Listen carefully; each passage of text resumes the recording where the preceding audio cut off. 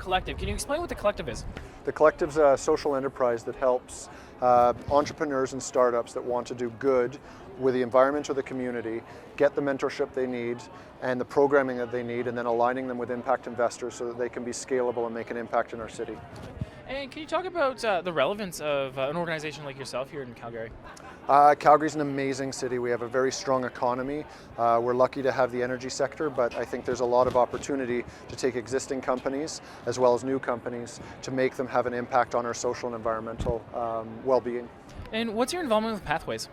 I'm a keynote speaker on the third day, and right now I'm kind of a little unsure what I'll be talking about, but generally when I teach up at the University of Calgary to the MBAs up at Haskayne, it's about sustainable development, how to create a business strategy that's sustainable but gives you a competitive advantage. But my main interest in Calgary is also working with the Calgary Poverty Reduction Initiative, Calgary Economic Development, to actually create a community of businesses that are doing good. So I'll be probably talking a lot about that, the ability for businesses to have a positive impact while leveraging that to have a more competitive advantage. And what are some aspects of Pathways that you're most looking forward to?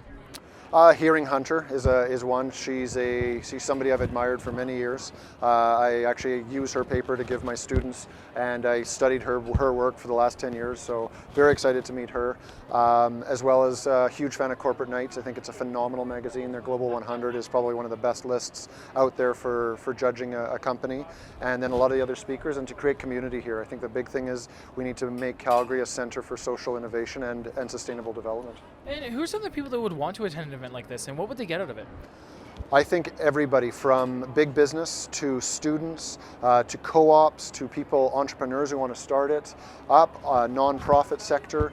It's just an ability to come in and learn and see a diverse group of presenters and actually get part of a community that's pretty tight in Calgary. And so we look forward to new faces getting involved. And so sustainability has been kind of a buzzword lately. And one of the things that we've heard with our other interviews is that this conference is really taking it past just talk. Can you talk about how this conference is an inclusive conversation that has action at the end of it? I think for the last couple of years there's been a lot of kind of definition around the lexicon of sustainability, and it's just been basically educating people.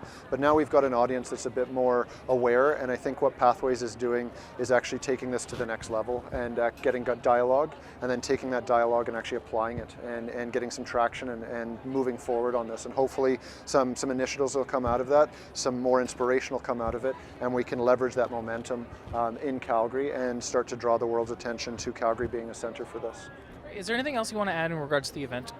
I think it's a great structure with the crowdsourcing, the way they've set it up, and specifically the fact that the volunteers are all pushing this forward, and we're using our community to drive it forward rather than a big marketing company that does everything, that we're drawing on our community, proving that this works.